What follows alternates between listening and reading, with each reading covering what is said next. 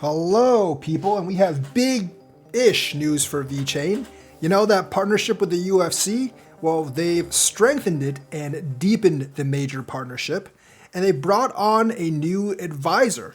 And that new advisor is none other than UFC Commissioner Dana White. Now, this will probably land more advertising opportunities for Vechain.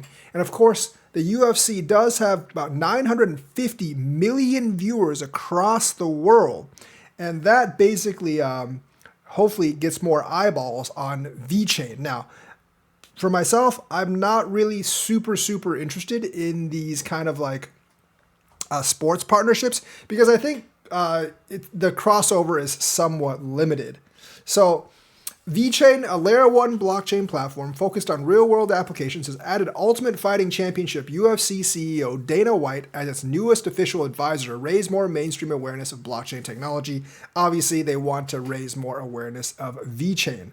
I think Vechain will now be focused on will be like featured on UFC and Power Slap. For those of you that don't know what Power Slap is, it's basically a bunch of big dudes that like basically take turns slapping the hell out of each other and see like which one gets knocked out first.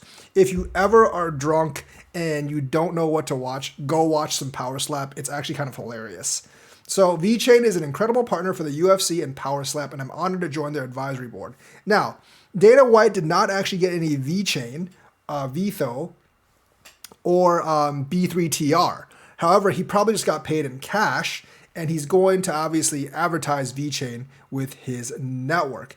UFC has actually used Vechain to tokenize fighter gloves and other collectibles, so Vechain is kind of the provider for that tokenization RWA. However, that RWA use case is fairly small. Hopefully, it's a proof of concept. Maybe they can actually use like Vechain for tickets or something like that, which would be a lot bigger for VET.